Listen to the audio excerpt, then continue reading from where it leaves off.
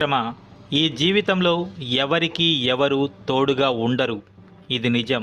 కానీ కొందరు మేము మీకు తోడుగా ఉంటామని అంటున్నారు అంటే ఆ మాటకు అర్థం మన దగ్గర డబ్బైనా ఉండాలి, లేదా మన వల్ల వాళ్ళకి జరగవలసిన కార్యక్రమం ఏదో ఒకటి ఉంది అని మనం అర్థం చేసుకోవాలి.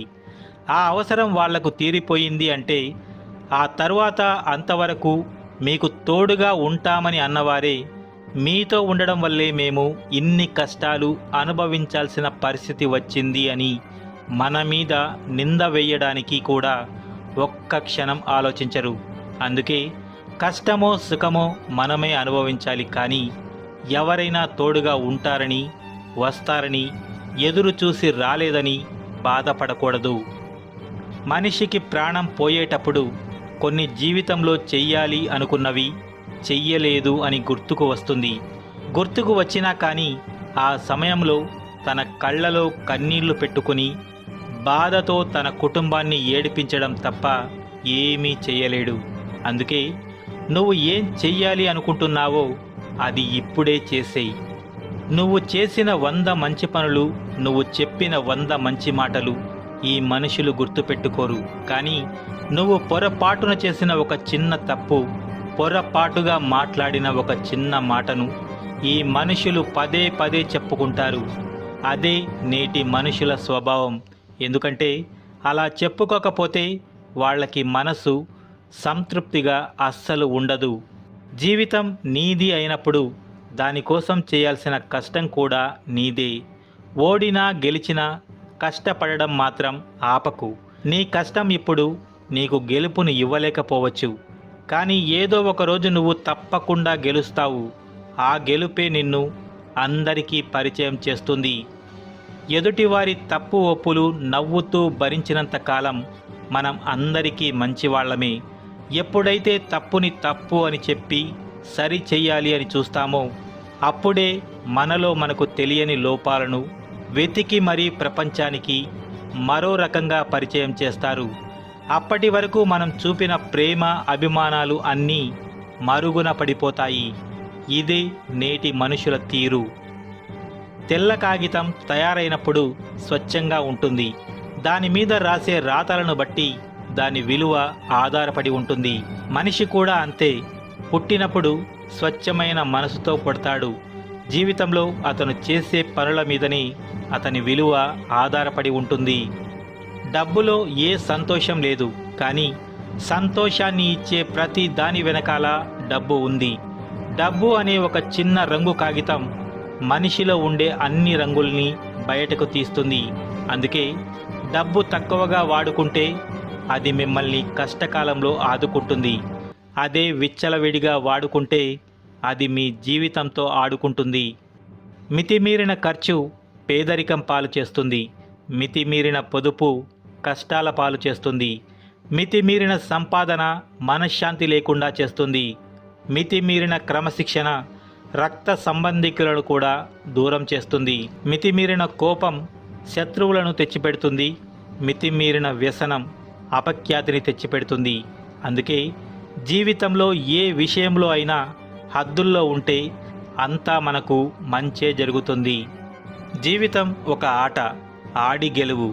జీవితం ఒక ప్రయాణం, కొనసాగించు. జీవితం ఒక యుద్ధం, పోరాడి గెలువు. జీవితం ఒక బహుమానం, స్వీకరించు. జీవితం ఒక రహస్యం, పరిశోధించు. జీవితం ఒక ఛాలెంజ్, ధైర్యంగా ఎదుర్కో. జీవితంలో ఎన్నిసార్లు ఓడిపోయినా గెలవడానికి మరో అవకాశం ఖచ్చితంగా ఉంటుంది. వెనకడుగు వేయకు, ముందుకే అడుగేయి. మన గురించి నలుగురు ఏమనుకుంటున్నారు అని ఆలోచించే కన్నా మన గురించి మనం ఏం ఆలోచిస్తున్నాము అనేదే ముఖ్యం. ఎందుకంటే మన జీవితం మనదే. మనకొచ్చే కష్టాలు మనమే భరించాలి, చుట్టూ ఉన్న ఆ నలుగురు కాదు. గొప్పగా బతకడం సాధ్యం కాకపోవచ్చు, కానీ తృప్తిగా జీవించడం మన చేతుల్లోనే ఉంది. మిత్రమా, నేటి సమాజంలో అణిగి మణిగి ఉంటే అవసరం కోసం అంటారు, ధైర్యంగా ఉంటే బలుపు అంటారు, ప్రశ్నిస్తే పని లేదు అంటారు, ఎదిరిస్తే వెధవ అంటారు, స్టైలిష్గా ఉంటే బిల్డప్ కొడుతున్నావంటారు, కోపంగా ఉంటే కొవ్వు అంటారు, ఆనందంగా ఉంటే ఆడిపోసుకుంటారు. కానీ నీ దగ్గర డబ్బు ఉంటే మాత్రం పైవన్నీ పక్కన పెట్టి నిన్ను గొప్పోడు అనే స్థాయిలో చూస్తారు. ఒక మగాడి కోసం ఎదురు చూసే ఆడది ఎప్పుడూ కూడా ఆ మగాడి దృష్టిలో చులకనగానే కనిపిస్తుంది. ఆడది ఎప్పుడూ కూడా గౌరవించే మగాడిని, ప్రేమను పంచే మగాడిని, కష్ట సుఖాలు పంచుకునే మగాడిని, అలాగే కష్టం చేసే మగాడిని ఎన్ని కష్టాలు ఎదురైనా వదిలిపెట్టదు. మనం చేసే తప్పుల కంటే చెయ్యని తప్పులకి మనల్ని తప్పుడు మనుషులుగా వేలెత్తి చూపే వాళ్ళే మన చుట్టూ ఎక్కువగా ఉన్నారు. వాళ్ళు మంచివాళ్ళు అనిపించుకోవడానికి ఎదుటి వారిని ఎంత చెడ్డవాడిగా అయినా చూపించడానికి ఆలోచించరు. కాబట్టి నువ్వు ఒకరికి కీడు తలపెట్టాలని చూస్తే నీకు కీడు చేసేవాడు నీ పక్కనే ఉంటాడని గుర్తుపెట్టుకో. ఏ విషయంలోనూ ఎవరి మీద ఆధారపడకు. ఒక్కసారి అడిగితే సాయం అంటారు, అదే సాయం పదే పదే అడిగితే చేతగానితనం అంటారు. వీలైనంత వరకు ఎవరి సాయం లేకుండా బ్రతకడం నేర్చుకో. అప్పుడు నీ మీద నీకు నమ్మకం, నీ మీద ఇతరులకు గౌరవం పెరుగుతుంది. ఒకరు నీకు చెడ్డ చేసినంత మాత్రాన నీవు వారికి చెడ్డ చేయవలసిన అవసరం లేదు. వాళ్లే చెడిపోతారు. కొలనులో నీటి ప్రశాంతతను రాయి తాత్కాలికంగా మాత్రమే చెడగొట్టవచ్చు. కాసేపటి తర్వాత నీరు తేరుకొని నిర్మలంగా ఉంటుంది. కానీ రాయి మాత్రం ఎప్పటికీ నీటి అడుగునే ఉండిపోతుంది. అలాగే చెడ్డ మనిషి ఎప్పటికీ చెడ్డవాడిగానే మిగిలిపోతాడు. దానికి తగ్గ శిక్షను అనుభవిస్తాడు. మిత్రమా, నువ్వు తీసుకున్న డబ్బులు సమయానికి తిరిగి ఇవ్వకపోతే నీ అవసరాలకు ఆదుకుని ఒక మంచి మిత్రుడిని కోల్పోతావు. ఖచ్చితంగా ఆ ఇచ్చిన వాడి దగ్గర నమ్మకాన్ని కోల్పోతావు. నీకు ఎంతటి కష్టం వచ్చినా ఆ మనిషిని ఇంకోసారి డబ్బులు అడగలేవు. ఒకవేళ నువ్వు సిగ్గు శరం లేకుండా అడిగినా ఆ మిత్రుడు ఉన్నా కూడా లేవు అనే చెబుతాడు.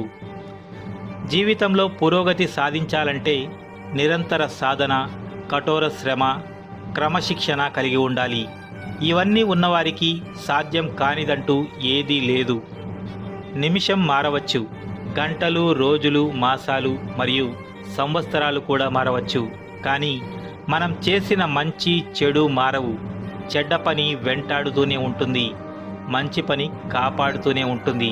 అందుకే మనం చేసే పనిలో నిజాయితీ, మనం మాట్లాడే మాటల్లో నిజం ఉన్నంత వరకు ఎదుటివారు ఎంతటి వారైనా నువ్వు భయపడాల్సిన పని లేదు. నీకు ఇష్టమైనప్పుడు ఒకలా, కష్టమైనప్పుడు ఒకలా ఉండడం కాదు. ముందు నువ్వు నీ పద్ధతి మార్చుకో. ఎప్పుడూ ఒకేలా ఉండడం నేర్చుకో. బయటికి ఒకలా, లోపల ఒకలా నువ్వు ఉండకు. నీ మనసులో ఏది ఉంటే అదే బయటకు మాట్లాడు.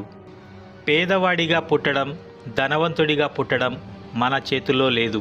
కానీ గొప్పవాడిగా మరణించడం అనేది మన చేతిలోనే ఉంది. గొప్పవాడంటే గొప్ప ఆస్తిపాస్తులు ఉన్నవాడు అని కాదు, గొప్ప మనసున్నవాడని, 10 మంది గొప్పగా చెప్పుకునేవాడని అర్థం. నీ జీవితం ఒకడి చేతిలో ఆటబొమ్మ కాకూడదు. ఓటమైనా గెలుపైనా, బాధైనా బరువైనా, నష్టమైనా ఎంత కష్టమైనా నీ జీవితం నీ చేతుల్లోనే ఉండాలి. ప్రాణం పోతున్నా బానిస బతుకు మాత్రం బతకవద్దు. జీవితంలో 3 విషయాలను గుర్తుపెట్టుకోండి. నీ మీద నమ్మకం లేని వారికి సంజాయిషీ చెప్పాల్సిన అవసరం లేదు. నీకు గౌరవం లేని చోట నువ్వు ఉండవలసిన అవసరం లేదు. నీ కన్నీళ్లకు విలువ ఇవ్వని వారి కోసం అస్సలు బాధపడవలసిన అవసరం లేదు. మనం సంతోషంతో చప్పట్లు కొడితే 2 చేతులు 10 వేళ్ళు కలుస్తాయి. బాధతో కన్నీరు పెడితే మాత్రం 1 వేలు మాత్రమే కన్నీటిని తుడుస్తుంది. లోకం తీరు కూడా అంతే. నువ్వు సంతోషంగా ఉన్నప్పుడు అందరూ నీ వాళ్ళే అంటూ నీ వెంట ఉంటారు. కానీ నువ్వు కష్ట సమయంలో ఉన్నప్పుడు నిజమైన వాళ్ళు మాత్రమే నీ వెంట ఉంటారు.